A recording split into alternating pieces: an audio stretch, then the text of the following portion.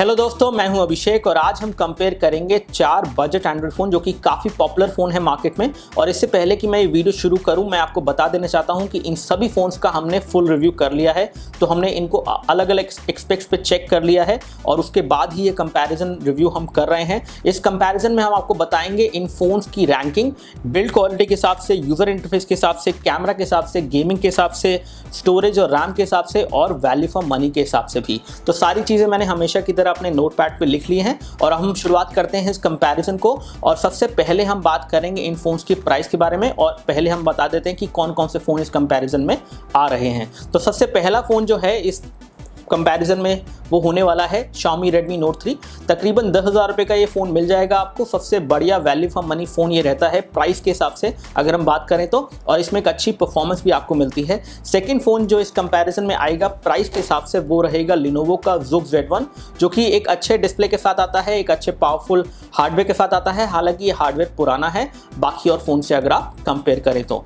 अगर हम बात करें तीसरे नंबर पर जो डिवाइस यहाँ पर आ जाता है ओवरऑल प्राइस के हिसाब से, तो वो है Moto G4 Plus, जो कि तकरीबन 14,000 रुपये से स्टार्ट है और 16,000 रुपये पे इसकी जो लास्ट प्राइस है, जो सेकंड मॉडल ख़त्म हो जाता है। तो ये रहेगा थर्ड नंबर पे और वैल्यू फॉर मनी के हिसाब से ये भी फ़ोन अच्छा है। और चौथे नंबर पे आता है प्राइस के मामले में आपका Samsung Galaxy J7 2016। सो कुछ इस तरह से इन सब फ़ोन्स की प्राइस है, कुछ आसपास ही है प्राइसिंग। तो प्राइसिंग में बहुत ज़्यादा डिफरेंस नहीं है, आप किसी भी फ़ोन को कंसिडर कर सकते हैं। और इससे पहले कि मैं इस कंपैरिजन को शुरू करूं, मैं आपको बता देना चाहता हूं कि ये चारों फ़ोन बहुत ही अच्छे वैल्यू फॉर मनी के साथ आते हैं। सभी फ़ोन्स में कुछ कॉम्प्रोमाइज़ भी हैं, कुछ अच्छी बातें भी हैं और सारी बातें हम जो है इस वीडियो में क्लियर करेंगे और इन सब को रैंक करेंगे एक दूसरे के साथ, कैमरा में, बिल्ड क्वालिटी में और बाकी और एक्सपेक्ट जो कि आपके लिए मैटर करते हैं। तो सबसे पहले हम बात कर लेते हैं बिल्ड क्वालिटी के बारे में। बिल्ड क्वालिटी के मामले में सबसे बढ़िया बिल्ड क्वालिटी आपको मिलती है Xiaomi Redmi Note 3, जिसमें आपको पूरा मेटल का बैक कवर मिलता है और साथ साथ जो डिस्प्ले मिलता है, डिस्प्ले के अंदर यहाँ पे थोड़ा सा कॉम्प्रोमाइज़ है। इस फ़ोन के डिस्प्ले में किसी भी तरह का प्रोटेक्शन नहीं है, यानी कि ये आसानी से टूट जाता है, तो आपको इसके लिए टेम्पर्ड ग्लास लेना होगा। लेकिन बिल्ड क्वालिटी और लुक एंड फील के हिसाब से ये फ़ोन काफ़ी प्रीमियम दिखता है और बाकी फ़ोन से बेहतर है, तो ये फर्स्ट नंबर पे रहेगा। सेकंड नंबर पे मैं रखूँगा Lenovo Xook Z1 को, जो कि एक मेटल फ्रेम के साथ आता है और साथ ही साथ पीछे की तरफ आपको प्लास्टिक बैक कवर मिलेगा। लेकिन फ़ोन की बिल्ड क्वालिटी अच्छी है और फील भी काफ़ी बढ़िया है। चौथे नंबर पर मैं रखूँगा Samsung Galaxy J7 2016 को, जो कि अच्छी बिल्ड क्वालिटी के साथ आता है क्योंकि इसके अंदर भी आपको मेटल फ्रेम मिलेगा और पीछे की तरफ प्लास्टिक बैक कवर मिलेगा। जबकि Motorola Moto G4 Plus जो है आपका पूरा प्लास्टिक का है, पीछे की तरफ भी प्लास्टिक दिया गया है और एजेस पे भी प्लास्टिक दिया गया है। हालांकि ये फ़ोन पूरा प्लास्टिक का बना है, लेकिन बिल्ड क्वालिटी के मामले में ये भी कोई बुरा नहीं है। लेकिन ये फोर्थ नंबर पे इसलिए आ रहा है क्योंकि इसमें मेटल का यूज़ इतना नहीं हुआ है बाकी और फोन्स के कंपैरिजन में। अब हम बात करते हैं यूज़र इंटरफेस के बारे में।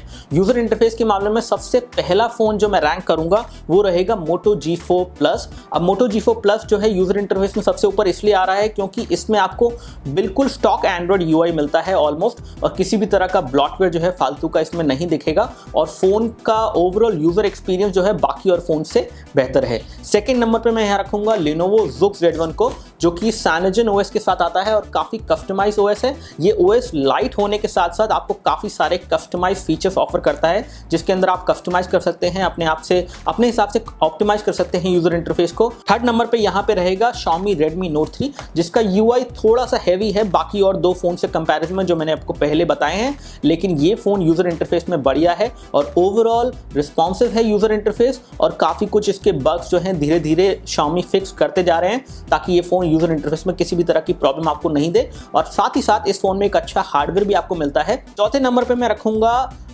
Samsung Galaxy J7 2016 को, क्योंकि इसका जो टच विज UI है वो रिस्पॉन्सिव है, स्मूथ है, लेकिन इतना स्मूथ नहीं है जो बाकी तीन फोन्स हमने कंपेयर किए हैं इस टाइम पे। तो यूज़र इंटरफेस के मामले में ये चौथे पोजीशन पे आ जाता है। अब हम बात करते हैं कैमरा के बारे में।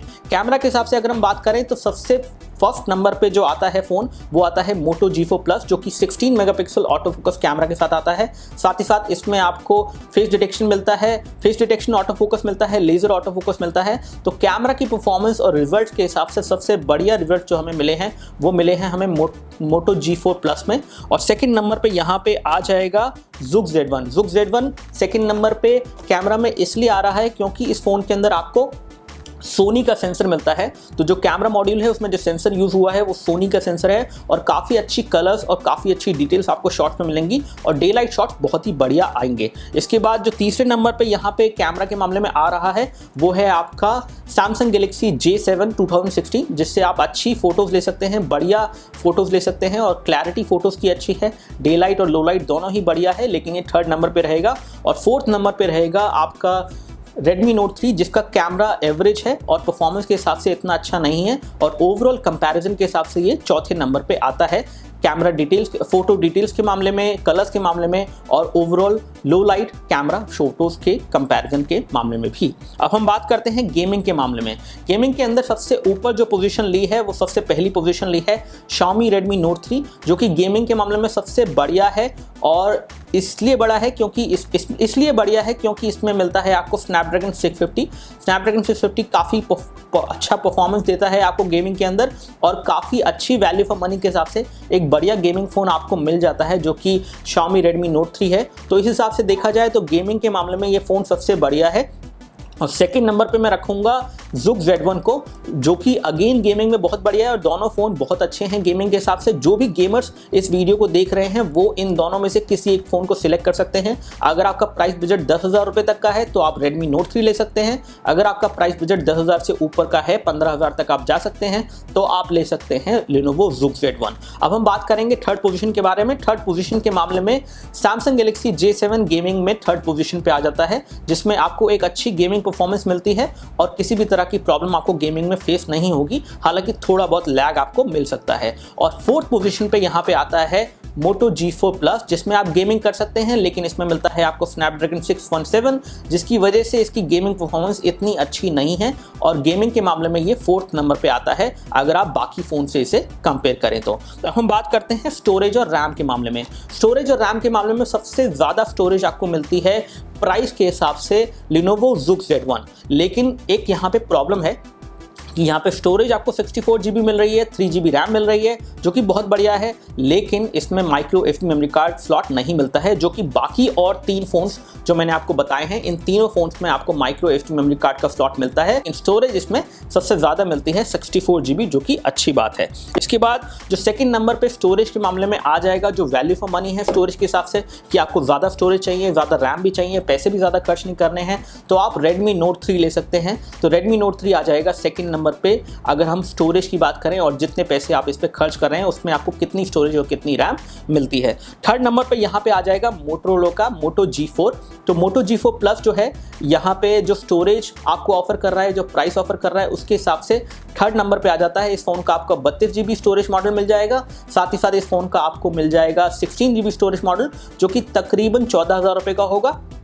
तो कुछ इस तरह से इसमें आपको 32 GB और 16 GB मिल जाएगा। 32 GB मिलेगा 3 GB रैम के साथ और 16 GB मिलेगा आपको 2 GB रैम के साथ। स्टोरेज के मामले में Samsung Galaxy J7 में मिलती है आपको 16 GB की इंटरनल स्टोरेज और साथ में मिलती है 2 GB की रैम, तो ये फोर्थ पोजीशन पे आ जाता है और इस हिसाब से कुछ इनकी रैंकिंग है स्टोरेज और रैम के मामले में। अब हम बात करते हैं बैटरी के मामले में, क्योंकि बैटरी बहुत ही इंपॉर्टेंट है और बैटरी अगर फ़ोन में आपके पास ज़्यादा है तो आपको ज़्यादा बैटरी बैकअप मिलेगा।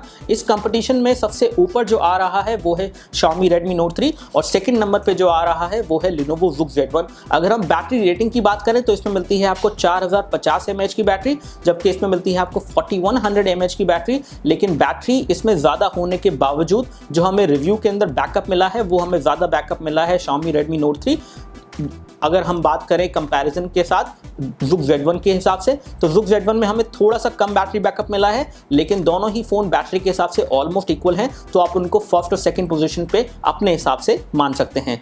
थर्ड पोजीशन पे यहाँ पे आ रहा है Samsung Galaxy J7 2016, जो कि 3300 mAh की बैटरी के साथ आता है और एक अच्छा बैटरी बैकअप को दे देता है। 1 से 1.5 दिन आपको बैटरी बैकअप इस फोन में मिल जाएगा, जबकि Lenovo Zug Z1 और Xiaomi Redmi Note 3 में आपको तकरीबन 2 दिन का बैटरी बैकअप मिल सकता है। और बैटरी बैकअप के हिसाब से सबसे कम बैटरी बैकअप मिलता है यहाँ पे Motorola Moto G4 Plus में, जो कि सबसे कम बैटरी के साथ आता है, 3000 mAh की बैटरी के साथ आता है। तो कुछ इस हिसाब से इनका कंपैरिजन है।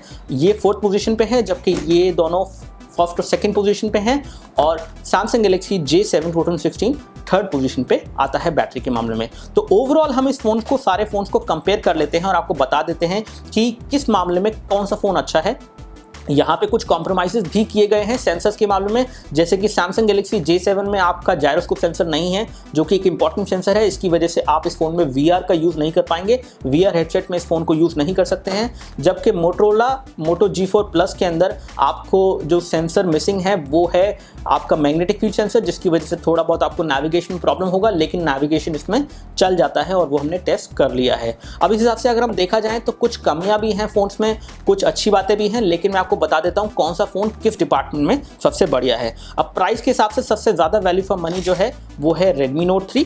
अगर हम कैमरा की बात करें तो सबसे बढ़िया कैमरा आपको मिलता है मोटोरोला मोटो G4 प्लस। इसके बाद अगर हम गेमिंग की बात करें तो Redmi Note 3 में सबसे बढ़िया गेमिंग परफॉर्मेंस मिलती है, followed by Lenovo Zoox Z1 जिसमें आपको अच्छी परफॉर्मेंस मिलती है। गेमिंग के मामले में दोनों में ही अच्छी परफॉर्मेंस है। इसके बाद अगर हम स्टोरेज और रैम की बात करें तो सबसे बढ़िया स्टोरेज और रैम आपको मिलती है Lenovo Zoox Z1, लेकिन यहाँ पर माइक्रो SD मेमोरी कार्ड आपको नहीं मिलता है। और अगर हम बैटरी की बात करें तो बैटरी के मामले में Lenovo Zoox Z1 और साथ साथ Redmi Note 3 ये दोनों ही सबसे ऊपर आ रहे हैं। तो कुछ इस तरह से ये सारा कंपैरिजन है। आई होप ये वीडियो कंफ्यूजिंग नहीं। इसी के साथ मैं इस वीडियो को समाप्त करता हूं। अगर आपको ये वीडियो अच्छा लगा है तो लाइक बटन दबाइए। अगर आपको इस तरह के वीडियोस और देखने हैं तो सब्सक्राइब बटन दबाइए। बहुत बहुत शुक्रिया आपका इस वीडियो को देखने के लिए। जय हिंद, वंदे मातरम।